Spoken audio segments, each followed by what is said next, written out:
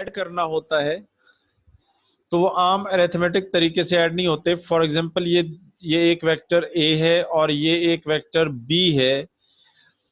अगर इन दोनों वेक्टर्स को ऐड करेंगे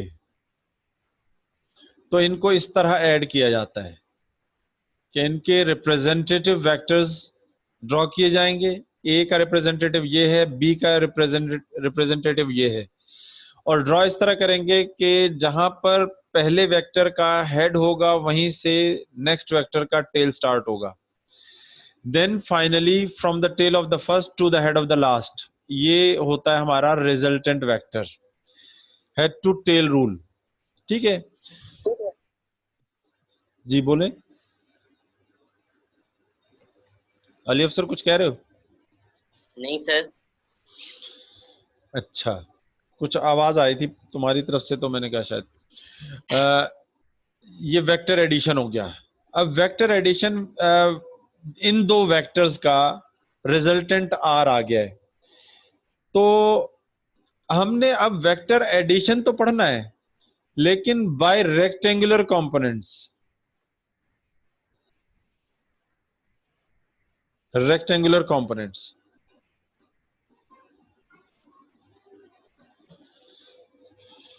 यानी ए एंड बी को हमने ये डायरेक्ट ऐड कर लिया। अब इस तरह नहीं बल्कि रेक्टेंगुलर कंपोनेंट्स की मदद से हमने ऐड करना है। ये हमारा टॉपिक है। ठीक है जी। तो इसमें हम करेंगे क्या कि फॉर एग्जांपल ये एक वेक्टर ए है, इसका कोई एंगल θ1 बन रहा है,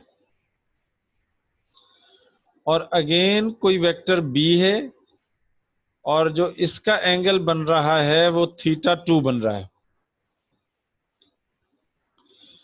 तो इनको जब हम ऐड करेंगे, लेकिन ये जो अभी एडिशन मैंने बताई, जो अभी बताई वैसे ही करने वाला हूं।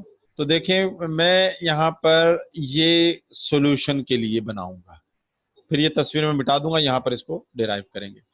तो आप जब तक ये देख लें, ये फॉर एग्जांपल ए वेक्टर है और इसका एंगल θ1 है।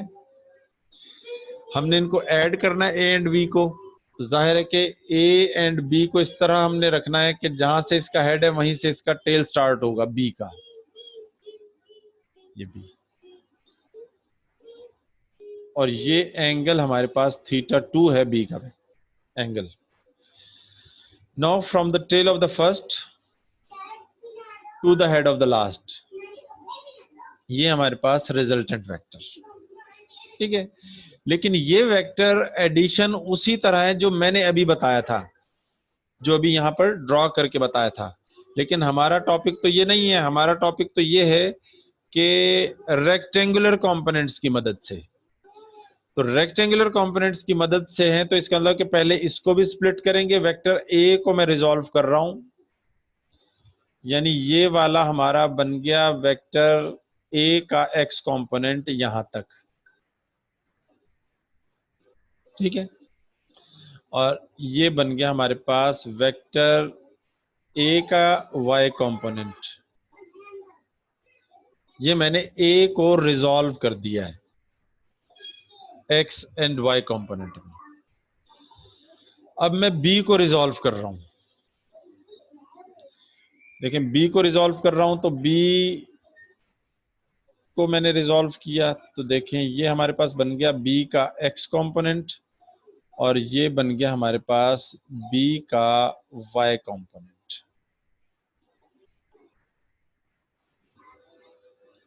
तो मैंने ए एंड बी दोनों को रेक्टेंगुलर कंपोनेंट्स में रिजॉल्व कर दिया है। अब मैं आर को भी रिजॉल्व करूंगा, आर को भी रिजॉल्व करूंगा। तो देखिए, आर को मैं रिजॉल्व करूंगा तो ये हमारे पास बनेगा यहां से ये यहां तक, ये वाई कंपोनेंट आर का,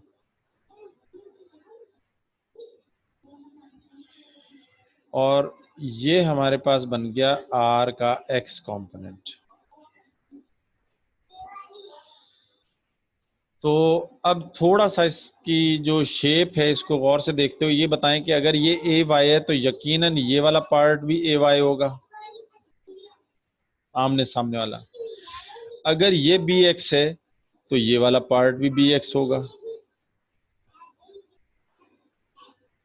ठीक है, तो इस तस्वीर को जरा गौर से देखें तो मुझे नजर आ रहा है कि R X is equal to A X plus B X. A X and B X component मिलकर रिजल्टेंट का एक्स कॉम्पोनेंट बन रहे हैं। सिमिलरली आर वाई किस तरह बन रहा है, तो ये ए का वाई इतना और फिर ये बी का वाई इतना, तो टोटल हमारे पास आर वाई बन जाएगा। ए का वाई एंड बी का वाई। तो ये हमारे पास रेक्टेंगुलर कंपोनेंट्स की शक्ल में जो हमारा मेन टॉपिक था उसमें आता जा रहा है। इसका मतलब कि हमें रिजल्टेंट फाइंड आउट करना है तो रिजल्टेंट का आर एक्स पता होना चाहिए, रिजल्टेंट का आर वाई पता होना चाहिए। तो रिजल्टेंट का R X in terms of A X and B X पता कर लिया एंड रिजल्टेंट का आर वाई भी A Y and B Y की शक्ल में हमने मालूम कर लिया। अब हम बाय पाइथागोरस थ्योरम इस ट्राइंगल को देखें। बाय पाइथागोरस थ्योरम इसका मतलब ये रिजल्टेंट है। रिजल्टेंट जो है वो हाइपोटेन्यूज है, ये बेस है, ये परपेंडिकुलर है। तो बाय पाइथागोरस थ्योरम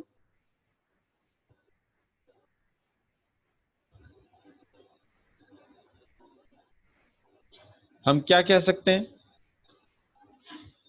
कि हाइपोटेन्यूज का square is equal to base square plus perpendicular square. तो यहां पर हाइपोटेन्यूज हमारे पास आर है तो हमने आर का स्क्वायर लिख लिया। बेस हमारे पास क्या है, आर एक्स है, तो आर एक्स का स्क्वायर लिख लिया। और परपेंडिकुलर हमारे पास है आर वाई, तो हमने आर वाई का स्क्वायर लिख लिया। यहां तक कर लिया था और अब हम कर रहे हैं आर फाइंड आउट करना है। तो आर फाइंड आउट करना है तो अल्टीमेटली मुझे रूट लेना पड़ेगा। यहां पर मैं रूट स्क्वायर रूट ले लिया है मैंने।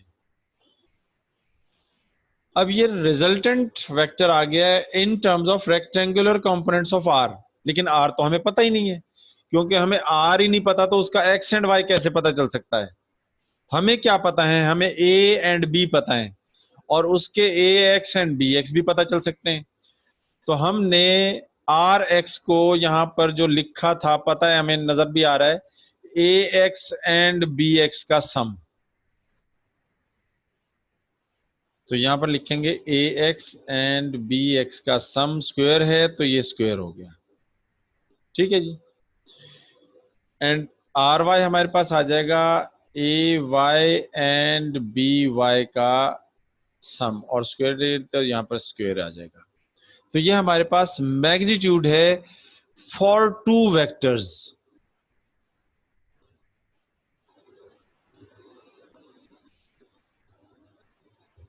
इसका मतलब ये है कि मोर देन टू वेक्टर्स भी हो सकते हैं। तो ये बताना था कि ये हमारे पास मैग्नीट्यूड आ गई है दो वेक्टर्स अगर हों। तो इसका मतलब है कि अगर दो वेक्टर्स हो तो मैग्नीट्यूड तो ये आ गई, डायरेक्शन क्या होगी,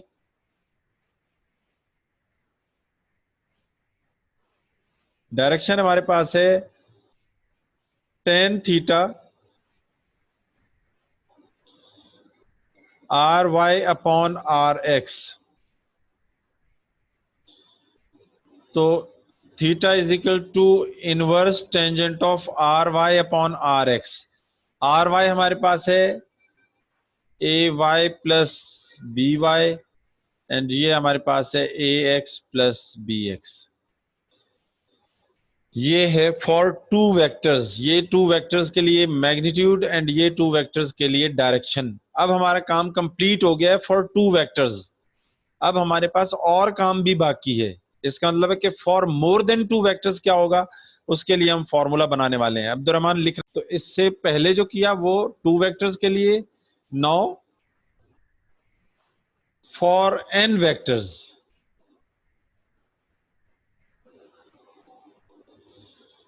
तो हमारे पास रिजल्टेंट आएगा हमारे पास ax प्लस bx प्लस ये इसका सम ay प्लस by प्लस ये स्क्वायर अंडर रूट। ठीक है जी, ये हमारे पास मैग्नीट्यूड आ गई। तो अगेन डायरेक्शन के लिए क्या करेंगे, theta is equal to inverse tangent of vertical over horizontal ay plus by plus dot dot ax plus bx plus dot dot.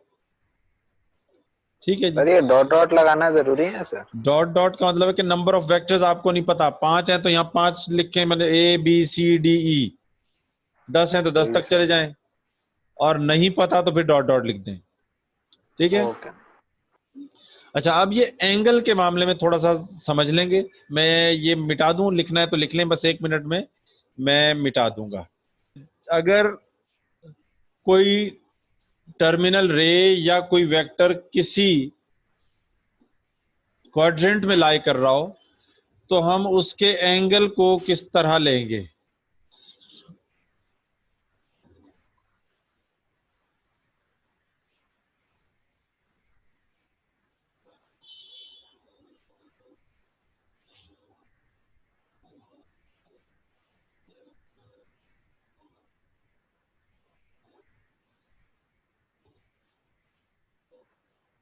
ठीक है जी, ये हम 4 वेक्टर्स यानी चारों क्वाड्रेंट के अंदर अलग अलग, ये फर्स्ट क्वाड्रेंट होता है, 0 से 90 डिग्री तक ये फर्स्ट क्वाड्रेंट है, 90 से 180 तक ये सेकंड क्वाड्रेंट है, तो ये वाला वेक्टर सेकंड क्वाड्रेंट में लाई कर रहा है। 180 से 270 तक ये थर्ड क्वाड्रेंट है, तो थर्ड क्वाड्रेंट के अंदर ये वेक्टर लाई कर रहा है। और ये फोर्थ क्वाड्रेंट है हमारे पास 270 से 360 डिग्री तक। इसमें जहन में जी बोलें, मैथ्स में सर ये पढ़ते हैं हम ज्योमेट्री। जो भी एंगल कंसीडर करना है वो सबके लिए एक जैसा हो। मतलब मैंने ये पॉजिटिव एक्स एक्सिस कहलाता है, ये पॉजिटिव वाई एक्सिस कहलाता है, ये नेगेटिव एक्स एक्सिस, ये नेगेटिव वाई एक्सिस। ठीक है, तो हम जब तमाम एंगल कंसीडर करेंगे तो from positive x axis consider करेंगे। ठीक है, तो पॉजिटिव एक्स एक्सिस से ये एंगल कितना बन रहा है ये हमने देखना है। और क्योंकि हमने जब डिराइव की थी इक्वेशन या ट्राइंगल जो भी बनाया था, तो हमने जाहिर है कि यही वाला एंगल लिया था, तो इस जो फॉर्मूले हैं हमें हमारे पास बने हुए जो डिराइव किए हैं हमने, वो सारे इसी एंगल से रिलेटेड हैं कि फ्रॉम पॉजिटिव एक्सिस जो लिया जाए एंगल। ठीक है, तो खुदा ना खास्ता अगर एंगल बन रहा है, फॉर एग्जांपल ये एंगल बन रहा है फाई, तो क्या ये फाई पॉजिटिव एक्स एक्सिस से है, चेक करें, तो फाई माइनस करके, तो इसका पॉजिटिव एक्सिस से एंगल जो बन रहा है वही लिया, इसका जो पॉजिटिव एक्सिस से बनेगा वही लेंगे। तो हमारे पास ये फाई बन रहा था, ये पूरा 180 होता है, तो 180 में से फाई वाला माइनस कर देंगे, तो ये एक्चुअली हमारा एंगल होगा 180 माइनस फाई। ठीक है, अगर एंगल बन रहा है थर्ड क्वाड्रेंट में तो हमारा कौन सा एंगल होना चाहिए।